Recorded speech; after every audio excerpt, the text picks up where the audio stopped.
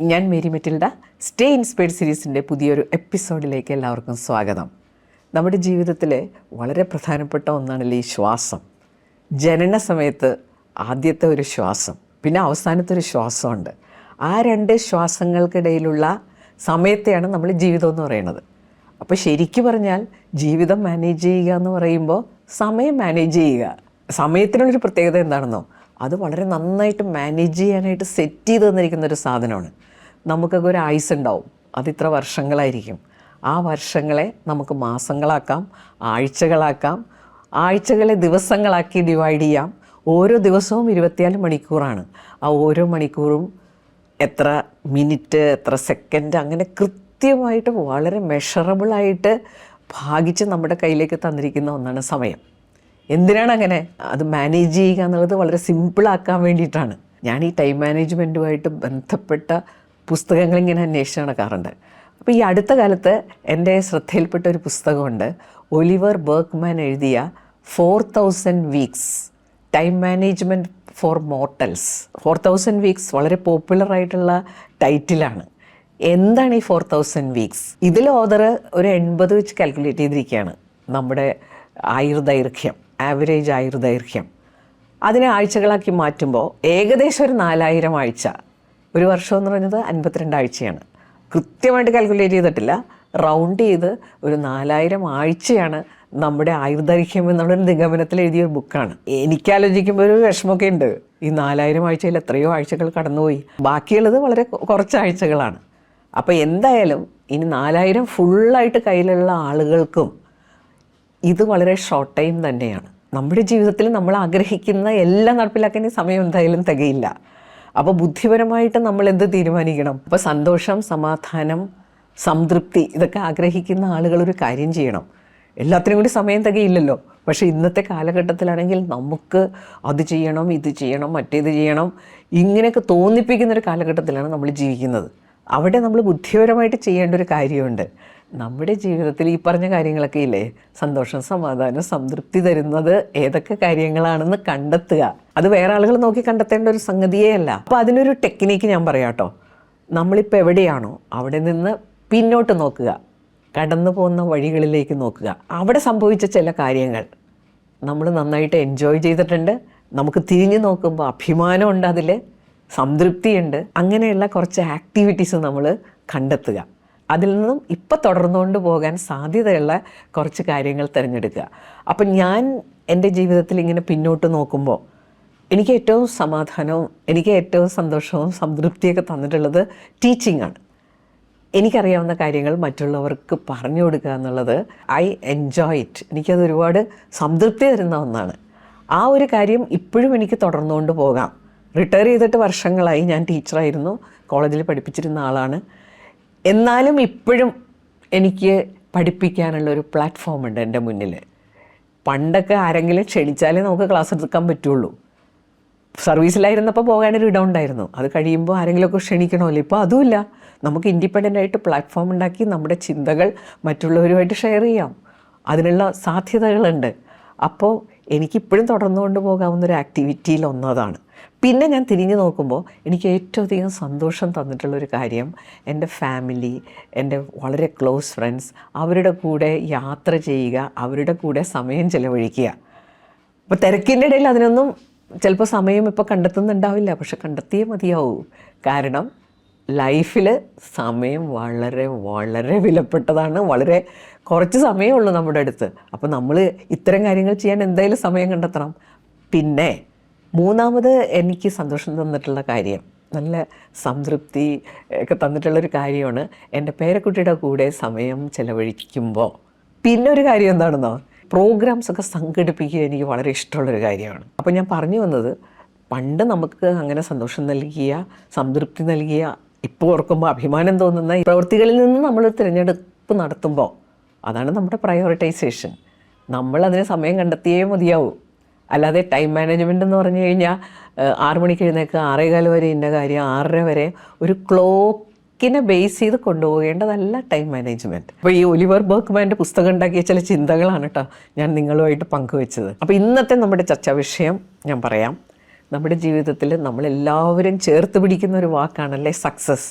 ഒരു ലക്ഷ്യം ഉണ്ടാകുക, അത് നേടുക, അടുത്ത ലക്ഷ്യം, പിന്നെ അത് നേടുക. എന്ത് രസമായിരിക്കുമല്ലേ ജീവിതം അങ്ങനെ മുന്നോട്ട് പോകുമ്പോൾ. ആ സക്സസ് യാഥാർത്ഥ്യമാകണമെങ്കിൽ നമ്മളെ ഏറ്റവും അധികം സഹായിക്കുന്ന ഒരു കാര്യത്തെക്കുറിച്ചാണ് ഇന്നത്തെ വീഡിയോ. അതിനെ കൺസിസ്റ്റൻസി എന്ന് പറയും. ഒരാളെ സക്സസ്ഫുൾ ആക്കുന്നത് അയാളുടെ കഴിവാകണമെന്നില്ല. വലിയ കഴിവുള്ള എല്ലാവരും സക്സസ്ഫുള്ളൊന്നും ആകാറില്ല. ഇനി വലിയ കഴിവൊന്നും ഇല്ലാത്തവർ സക്സസ്ഫുൾ ആകാറുമുണ്ട്. അപ്പോൾ കഴിവല്ല അതിൻ്റെ പ്രധാനപ്പെട്ട മാനദണ്ഡം. പിന്നെന്താ? അതാണ് കൺസിസ്റ്റൻസി. കൺസിസ്റ്റൻസിയുടെ ഒരു വിശാലമായ അർത്ഥം നമ്മൾ പറയുമ്പോൾ അതിങ്ങനെയാണ്: ഒരു ആവറേജ് ആളെ എക്സലൻറ്റ് ലെവലിലേക്ക് മാറ്റുന്ന ആ സംഗതിയാണ് കൺസിസ്റ്റൻസി. ആവറേജിൽ നിന്ന് എക്സലൻസിലേക്ക് വരാൻ മനുഷ്യരെ സംബന്ധിച്ചിടത്തോളം ഏറ്റവും വലിയ സപ്പോർട്ട് സിസ്റ്റം എന്ന് പറഞ്ഞാൽ കൺസിസ്റ്റൻസിയാണ്. അതായത് നമ്മുടെ മനസ്സിൽ ഒരു കാര്യമുണ്ട്, അതുമായിട്ട് ബന്ധപ്പെട്ട് നമ്മൾ ചില കാര്യങ്ങൾ ചെയ്യണം. ആ കാര്യങ്ങൾ സിസ്റ്റമാറ്റിക്കായിട്ട് സ്ഥിരമായിട്ട് ചെയ്ത് പോകുന്നതിനെയാണ് കൺസിസ്റ്റൻസി എന്ന് പറയുന്നത്. സത്യം പറഞ്ഞാൽ അത് വളരെ സിമ്പിളാണ്. നമ്മുടെ ബ്രെയിൻ ഹാബിറ്റ്സിനെ സപ്പോർട്ട് ചെയ്യും. അപ്പോൾ നമ്മൾ നമ്മുടെ സക്സസ്സിന് വേണ്ടി ഒരു പ്രവൃത്തി കൺസിസ്റ്റൻ്റായിട്ട് ചെയ്താൽ അത് ഹാബിറ്റായിട്ട് മാറും. പിന്നെ നമ്മൾക്ക് തിരിഞ്ഞു നോക്കേണ്ടി വരില്ല. നമ്മുടെ മുമ്പിലുള്ള ഏറ്റവും വലിയ ചലഞ്ച് നമുക്ക് കൺസിസ്റ്റൻ്റ് ആകാൻ പറ്റാറില്ല. നമുക്ക് കൺസിസ്റ്റൻ്റ് ആകണം. അതിന് നമ്മളെ സഹായിക്കുന്ന വളരെ പ്രായോഗികമായിട്ടുള്ള കാര്യങ്ങളാണ് ഇന്നത്തെ വീഡിയോയിൽ. അപ്പോൾ കൺസിസ്റ്റൻ്റ് ആകാൻ ആഗ്രഹിക്കുന്ന എല്ലാവരെയും ഈ വീഡിയോ തീർച്ചയായിട്ടും സഹായിക്കും. അപ്പോൾ ഒന്നാമത്തെ കാര്യം, ഒരു കാര്യം റെഗുലറായിട്ട് ഇങ്ങനെ ചെയ്തു പോകണമെങ്കിൽ ഇത് ചെയ്യണം എന്നുള്ള ഒരു പ്രചോദനം നമ്മുടെ കയ്യിൽ എപ്പോഴും ഉണ്ടാവണം. ഈ പ്രചോദനം കിട്ടാനൊരു മാർഗമുണ്ട്. നമ്മുടെ ബ്രെയിനിലൊരു റിവാർഡിങ് സിസ്റ്റം ഉണ്ട്. നമ്മളൊരു കാര്യം ചെയ്യുമ്പോൾ അതിൽ നിന്നൊരു സുഖം അല്ലെങ്കിൽ സന്തോഷം, ഫീൽ ഗുഡ്, ഒരു നല്ല ഫീലിംഗ് ഒക്കെ ഉണ്ടാക്കി തരുന്നത് ഒരു ന്യൂറോ ട്രാൻസ്മിറ്റർ, അതിനെ ഹാപ്പി ഹോർമോൺ എന്നും പറയും. അത് ഡോപ്പമൈനാണ്. നമ്മളൊരു കാര്യം ചെയ്യുമ്പോൾ ഈ ഡോപ്പമൈൻ ആക്ടിവേറ്റഡ് ആയാൽ നമുക്കത് വീണ്ടും വീണ്ടും ചെയ്യണമെന്ന് തോന്നും. അങ്ങനെയുള്ള ഒരു ന്യൂറോ ട്രാൻസ്മിറ്ററാണ് ഡോപ്പമൈൻ. അപ്പോൾ ഇതേ കാര്യം തന്നെ കൺസിസ്റ്റൻ്റ് ആകാൻ ഏത് കാര്യത്തിനും നമുക്ക് അപ്ലൈ ചെയ്യാം. നമുക്കൊരു ലക്ഷ്യമുണ്ട്, നമ്മൾ ലക്ഷ്യം നേടാൻ ഇങ്ങനെ ശ്രമിച്ചുകൊണ്ടിരിക്കുമ്പോൾ ആ ലക്ഷ്യത്തിലെത്തുമ്പോഴാണ് സത്യത്തിൽ ഈ ഡോപ്പമൈൻ ആക്ടിവേറ്റഡ് ആകുക. അപ്പോൾ ഈ കൺസിസ്റ്റൻ്റ് ആയിട്ട് പ്രവർത്തിക്കണമെങ്കിൽ ഈ ഡോപ്പമൈൻ ആക്ടിവേറ്റഡ് ആകേണ്ടത് വളരെ ആവശ്യമാണ്. ലക്ഷ്യത്തിലെത്തുന്നത് വരെ നമ്മൾ കാത്തിരുന്നു കഴിഞ്ഞാൽ ഈ കൺസിസ്റ്റൻ്റായി നമുക്ക് മുന്നോട്ട് പോകാൻ സാധ്യമായെന്ന് വരില്ല. മനഃശാസ്ത്രജ്ഞർ പറയുന്ന ഒരു പ്രധാനപ്പെട്ട കാര്യമുണ്ട്: നിങ്ങൾ ആ ലക്ഷ്യം നേടാൻ വേണ്ടി കാത്തിരിക്കേണ്ട, അതിന് മുമ്പ് തന്നെ ഈ ഡോപ്പമൈൻ്റെ ഇഫക്റ്റ് നമുക്ക് അനുഭവിക്കാൻ പറ്റും. നമ്മൾ ആ സക്സസ്സിലേക്ക് എത്തിയിട്ടില്ല, എന്നാലും ആ സക്സസ്സിലേക്ക് എത്തുന്ന കാര്യം നമ്മളിങ്ങനെ വിഷ്വലൈസ് ചെയ്യൂലേ, വിഭാവന ചെയ്യില്ലേ, അത് ഡോപ്പമൈനെ ആക്ടിവേറ്റഡ് ആവും. ഈ വിഷ്വലൈസ് ചെയ്യാനുള്ള പവർ എല്ലാവരുടെ അടുത്തുണ്ടല്ലേ, അതങ്ങോട്ട് യൂസ് ചെയ്യുക. ഞാനൊരു പുസ്തകം എഴുതാൻ തീരുമാനിച്ചിട്ടുണ്ട്. അപ്പോൾ കൺസിസ്റ്റൻ്റ് ആയിട്ട് എഴുതിപ്പോയാൽ ഒരു സെപ്റ്റംബർ ഒക്ടോബർ ആകുമ്പോഴേക്കും പുസ്തകം പബ്ലിഷ് ചെയ്യാം. പക്ഷേ കൺസിസ്റ്റൻസി പലപ്പോഴും പ്രശ്നമാണ്. പുസ്തകം എഴുതി കഴിയുമ്പോൾ ഡോപ്പമൈനൊക്കെ ആക്ടിവേറ്റഡ് ആവും. അപ്പോൾ അതിന് മുമ്പേ ഇത് ആക്ടിവേറ്റഡ് ആയിക്കഴിഞ്ഞാൽ ഇത് എഴുതാനുള്ള പ്രചോദനം എനിക്ക് കിട്ടും. അപ്പം ഞാൻ ചെയ്യേണ്ടത് എന്താണെന്നോ, ഇത് വിഷ്വലൈസ് ചെയ്യുക. ഞാൻ പുസ്തകം എഴുതി, ആ പുസ്തകത്തിൻ്റെ കവർ, പുസ്തകത്തിൻ്റെ പ്രകാശനം നടക്കുന്ന സമയം, ഞാനങ്ങനെ 2 ബുക്കുകളുടെ ഓതറാകുന്ന ആ ലെവൽ, ഇതെല്ലാം എൻ്റെ മനസ്സിൽ ഞാൻ വിഷ്വലൈസ് ചെയ്യുമ്പോൾ ഈ ഡോപ്പമൈൻ ആക്ടിവേറ്റഡ് ആവും. ഈ ഡോപ്പമൈൻ ആക്ടിവേഷൻ എപ്പോഴും നമ്മളെ പ്രചോദിപ്പിക്കുന്ന ഒന്നാണ്. അപ്പോൾ അത് മാക്സിമം ഉപയോഗിക്കുക. ചില ആളുകളുടെ ഒരു ചോദ്യം ഉണ്ടല്ലോ, വിഷ്വലൈസ് ചെയ്തിട്ട് ഇപ്പം എന്താ കാര്യം നടന്നിട്ടില്ലല്ലോ. അങ്ങനെയല്ല, ഈ ഡോപ്പമൈനെ ആക്ടിവേറ്റ് ചെയ്യാൻ വിഷ്വലൈസേഷൻ സഹായിക്കും. ഇത് സംശയാതീതമായിട്ട് തെളിയിക്കപ്പെട്ടിട്ടുള്ള ഒരു കാര്യമാണ്. വിഷ്വലൈസ് ചെയ്യുക എന്നുള്ളത് കൺസിസ്റ്റൻസിയെ സപ്പോർട്ട് ചെയ്യുന്ന ഒന്നാണ്. ഇനി രണ്ടാമത്തെ കാര്യം എന്താണെന്നോ, ക്ഷമ കൺസിസ്റ്റൻസിയിലെ വളരെ പ്രധാനപ്പെട്ട ഒരു ഫാക്ടറാണ്. നമ്മുടെ മെയിൻ പ്രശ്നം അവിടെയാണല്ലേ. പലർക്കും ഇൻസ്റ്റൻ്റായിട്ട് കാര്യങ്ങൾ കിട്ടണം. വെയിറ്റ് കുറയ്ക്കാൻ തീരുമാനിക്കുന്ന ആൾ എല്ലാ ദിവസവും 3-4 മണിക്കൂർ വർക്കൗട്ട് ചെയ്ത് 1 മാസം കൊണ്ട് വെയിറ്റ് കുറയ്ക്കാൻ തീരുമാനിക്കുകയാണ്. അത് വലിയ പ്രശ്നമാകും. ആ ഒരു കൺസിസ്റ്റൻസി അപ്പം നമ്മുടെ ജീവിതത്തിലേക്ക് കടന്നു വരില്ല. 1 മാസം കൊണ്ട് ഒരു പക്ഷേ വെയിറ്റ് കുറച്ചേക്കാം, പക്ഷേ 2-3 മാസം കഴിയുമ്പോൾ പൂർവാധികം വെയിറ്റുമായിട്ട് ഈ കക്ഷി തന്നെ തിരിച്ചു വരുന്നതായിട്ട് നമ്മൾ കാണാറുണ്ട്. അപ്പോൾ അതിൻ്റെ കാര്യം എന്താ? നമ്മൾ ആ ഒരു കാര്യം കൺസിസ്റ്റൻ്റായിട്ട് നമ്മുടെ ജീവിതത്തിൽ നടപ്പിലാക്കുന്നില്ല. അപ്പോൾ കൺസിസ്റ്റൻ്റ് ആകാൻ ഏറ്റവും കൂടുതൽ സഹായിക്കുന്ന ഒന്നാണ് ക്ഷമയോടുകൂടി ചെയ്യുക എന്നുള്ളത്. റെഗുലറായിട്ട് ചെയ്യണം. ഡെയിലി ചെയ്യാൻ പറ്റിയാൽ ഏറ്റവും നല്ലത്. ഇനി റെഗുലർ ഇൻ്റർവെൽസിലാണെങ്കിലും കുഴപ്പമില്ല, ആഴ്ചയിൽ 3 ദിവസം. ക്ഷമയില്ല എന്ന് പറയുന്നത് എന്താണെന്നോ, നമ്മൾ അതിനുവേണ്ടി സെറ്റ് ചെയ്യുന്നൊരു സമയം 3 മണിക്കൂർ വർക്കൗട്ട് ചെയ്യാൻ തീരുമാനിച്ചു. അവിടെ വരുന്നൊരു അപകടം എന്താ? 3-4 ദിവസം നമ്മൾ ചെയ്യും, 5-ാമത്തെ ദിവസം നമ്മൾ ചെയ്യില്ല. അതേസമയം നമ്മുടെ ഡ്യൂറേഷൻ ഷോർട്ടാണെങ്കിൽ, ഞാൻ എല്ലാ ദിവസവും ഒരു 15 മിനിറ്റ്, അത് പോസിബിളാണ്, അത് വർക്കബിളാണ്. അത് ചെയ്ത് വരുമ്പോൾ പതുക്കെ ഈ ഡോപ്പമൈൻ ഇഫക്റ്റ് കൊണ്ട് ആ സമയം കൂടി വന്നോളും. മൂന്നാമത്തെ കാര്യം, എന്തായാലും നമ്മൾ അച്ചീവ്മെൻറ്റിലേക്ക് എത്തുമ്പോൾ ഡോപ്പമൈൻ ആക്ടിവേറ്റഡ് ആവും. അപ്പോൾ അതിന് മുമ്പേ തന്നെ ഇതിൻ്റെ ഒരു ആക്ടിവേഷൻ എക്സ്പീരിയൻസ് ചെയ്യാനുള്ള ഒരു മാർഗ്ഗമാണ് നമ്മൾ നേരത്തെ പറഞ്ഞത്, വിഷ്വലൈസേഷൻ. വേറൊരു മാർഗ്ഗവും കൂടിയുണ്ട്. ഇപ്പോൾ ഞാൻ പുസ്തകം എഴുതാൻ തീരുമാനിച്ചിട്ടുണ്ടെങ്കിൽ ഞാൻ ആദ്യത്തെ ആഴ്ചയിൽ എത്ര ചാപ്റ്റേഴ്സ് കംപ്ലീറ്റ് ചെയ്യണം, അങ്ങനെ ഒരു ടാർഗറ്റ് വെച്ച് അത് കംപ്ലീറ്റ് ചെയ്യുമ്പോൾ അവിടെ നമ്മുടെ ഡോപ്പമൈൻ ആക്ടിവേറ്റഡ് ആവും. അപ്പോൾ അടുത്ത ചാപ്റ്റർ എഴുതാനുള്ള പ്രചോദനം അവിടെ നിന്ന് കിട്ടും. സ്ട്രാറ്റജിക് പ്ലാനിംഗ് എന്നൊക്കെ പറഞ്ഞുള്ള വലിയൊരു മാനേജ്മെൻറ്റ് ടെക്നിക്കാണത്.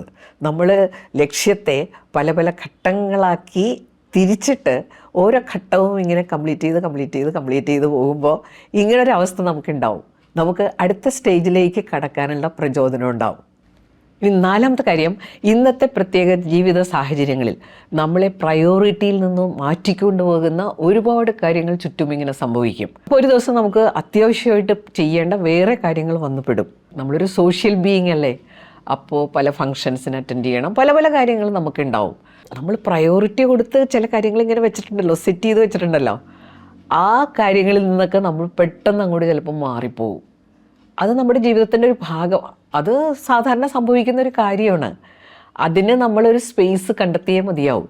പക്ഷേ അത് ഡിസ്ട്രാക്ഷനായിട്ട് മാറി നമ്മുടെ പ്രയോറിറ്റിയിൽ നിന്ന് നമ്മളെ മാറ്റിക്കൊണ്ട് പോകാതിരിക്കാൻ നമ്മൾ ശ്രദ്ധിക്കണം.